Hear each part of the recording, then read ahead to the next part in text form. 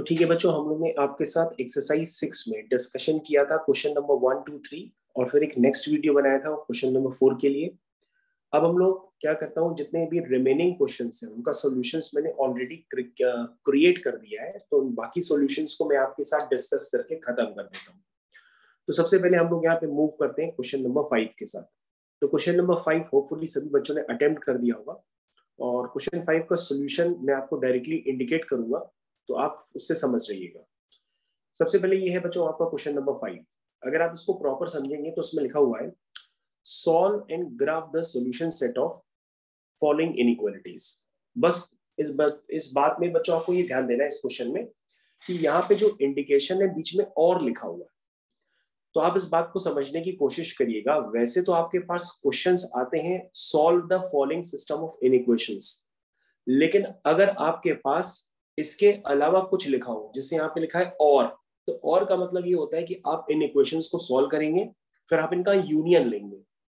तो बच्चों इस क्वेश्चन में और का मतलब यूनियन होता है, यूनियन लेना है, जिसकी वजह से कई सारे बच्चे इसमें यूनियन न लेकर के इंटरसेक्शन ले रहे हैं, तो उनका आंसर मैच नहीं कर रहा है।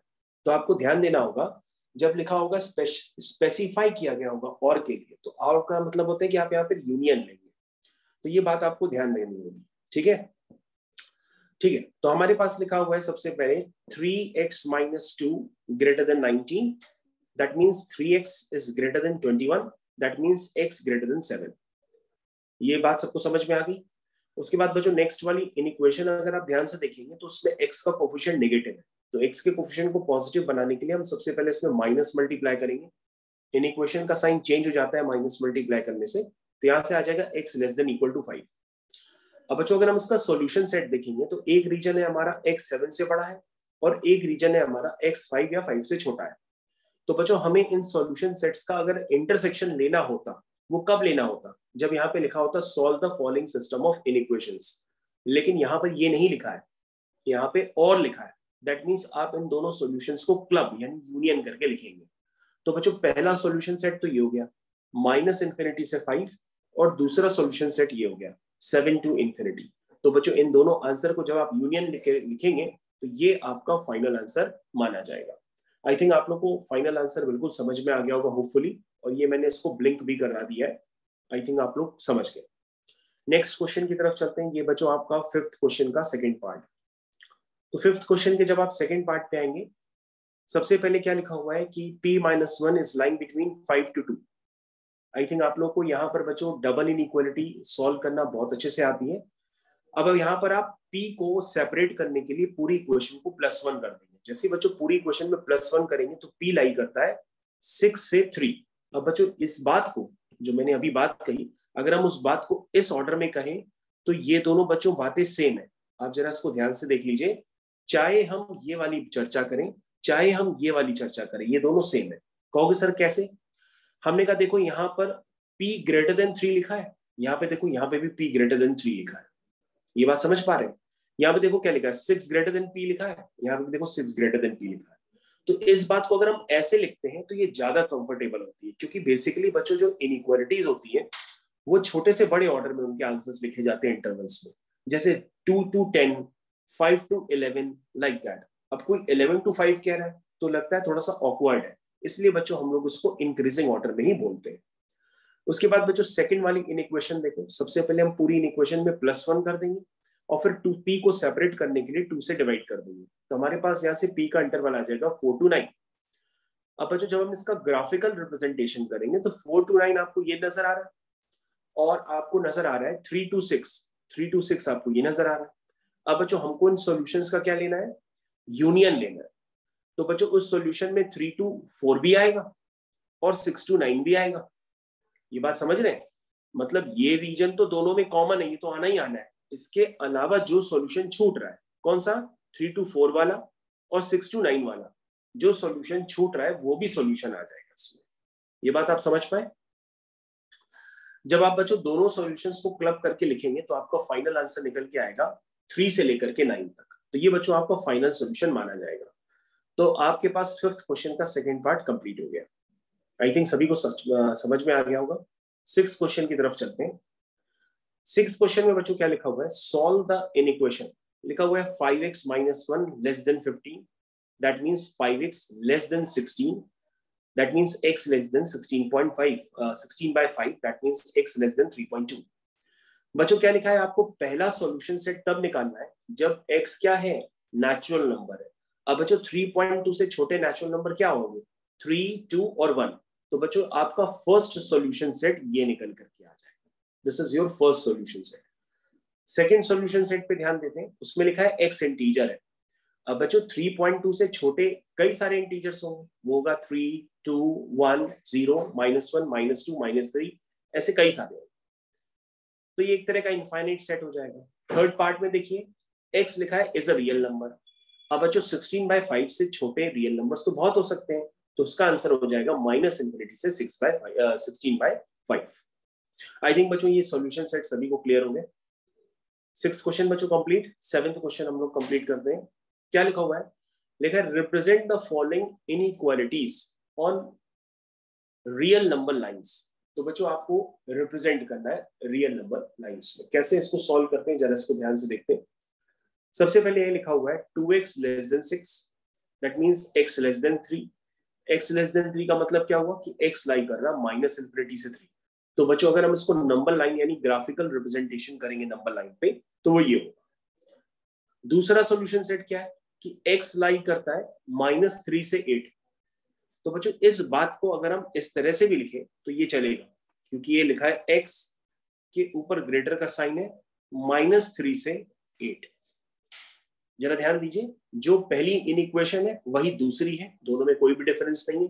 अब आप इसका ग्राफिकल रिप्रेजेंटेशन करेंगे, 3 पर ओपन सर्कल बनेगा और 8 पे क्लोज सर्कल बनेगा। तो इस तरह से हम 7th क्वेश्चन को कंप्लीट कर लेंगे। आई थिंक आप लोग को समझ में आ गया 7th question, graphical representation. I hope सबको क्लियर है। अगर क्लियर है तो बच्चों नीचे कमेंट सेक्शन में यस सर लिख करके कमेंट करिए, तो मैं आपको समझ जाऊंगा कि आपने वाकई ये पूरा वीडियो ढंग से देखा है। 8th question. 8th क्वेश्चन में क्या लिखा हुआ, लिखा है solve the following system of linear inequations. तो सबसे पहले बच्चों ये एक तरह की डबल इनइक्वालिटी हो गई, क्योंकि लेफ्ट हैंड साइड पे भी x है और इस पूरी इनइक्वेशन के पहले हम इस पार्ट को सॉल्व करेंगे, फिर हम इस पार्ट को सॉल्व करेंगे, फिर जो आएगा उसका इंटरसेक्शन लेंगे। ये प्रोसेस मैंने आपको बताया था, क्योंकि यहाँ पे बच्चों जो आपका x है वो इस तरफ दिख रहा है, इसलिए हम पूरा सिस्टम सॉल्व करेंगे। पहले इतना सॉल्व करेंगे, फिर हम इतना सॉल्व करेंगे, फिर जो आएगा फिर हम उसका इंटरसेक्शन लेंगे, तो आपका फाइनल आंसर यहाँ पे निकल करके आ जाएगा। तो बच्चों उसको सॉल्व करना स्टार्ट कर दीजिए। सबसे पहले क्या लिखा हुआ है, यहाँ पे लिखा हुआ है x - 1 लेस देन 3 - x। समझ में आया? दैट मीन्स बच्चों अगर इसके टर्म्स हम कंबाइन करेंगे तो आपके पास यहाँ से इनइक्वेशन बन जाएगी x लेस देन 2।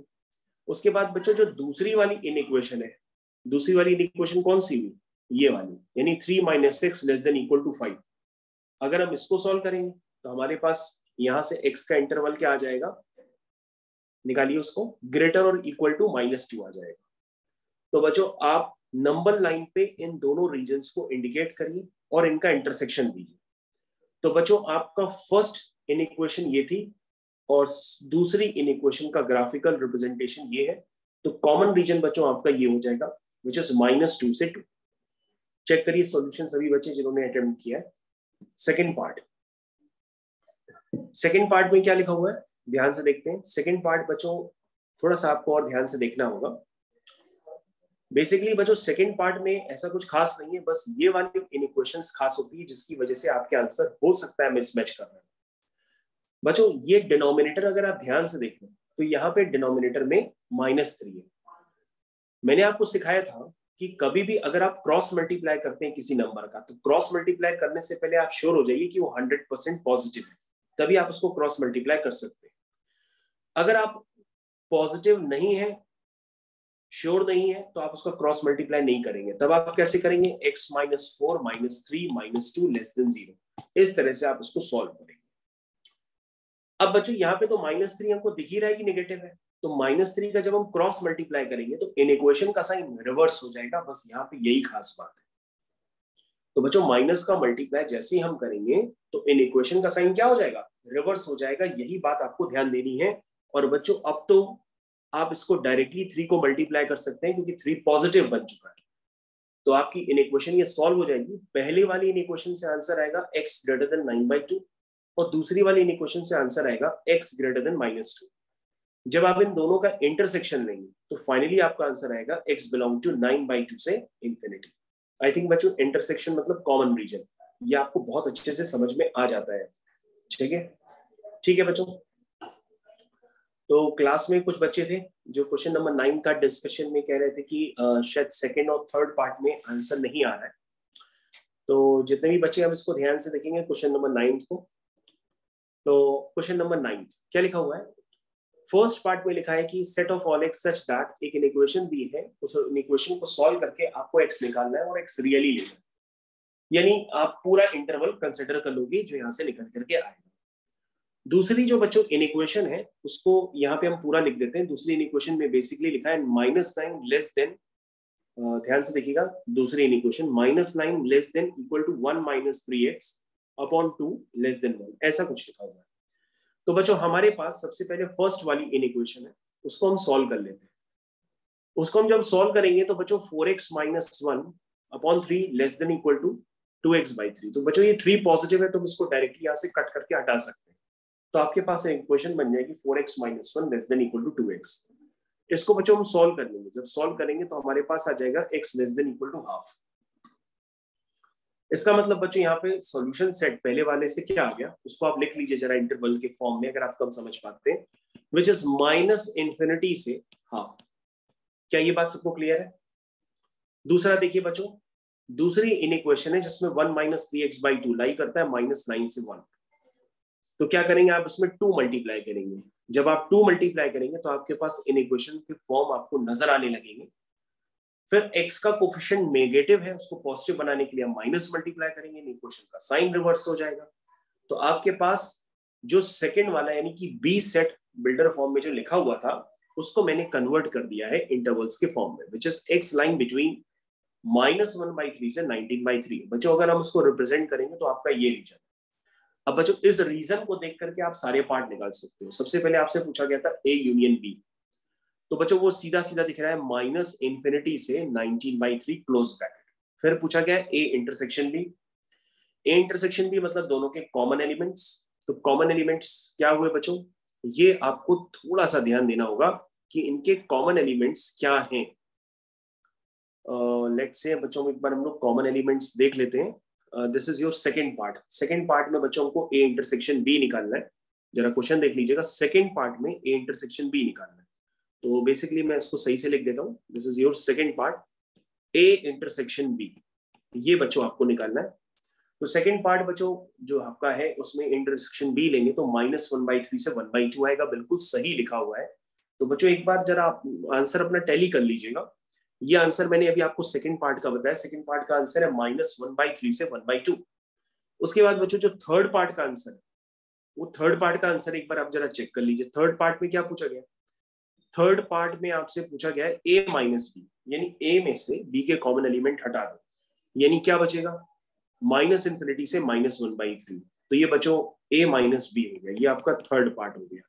जरा थर्ड पार्ट को रीचेक कर लीजिएगा। थर्ड पार्ट आ गया b माइनस, यानी b में से a के कॉमन एलिमेंट हटा दो तो 1/2 से 19/3 आ जाएगा।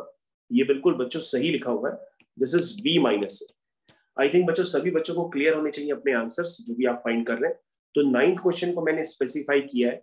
9th क्वेश्चन में सभी बच्चों को डाउट था तो अपने आंसर से एक बार बच्चों जरूर चेक कर लीजिएगा। ठीक है, 9th। तो 9th कंप्लीट हो गया बच्चों। उसके बाद हमारे पास है क्वेश्चन नंबर 10 और क्वेश्चन नंबर 11। तो बच्चों हमारे पास आ गया सबसे पहले क्वेश्चन नंबर 10, जिसमें हम चर्चा स्टार्ट करते हैं।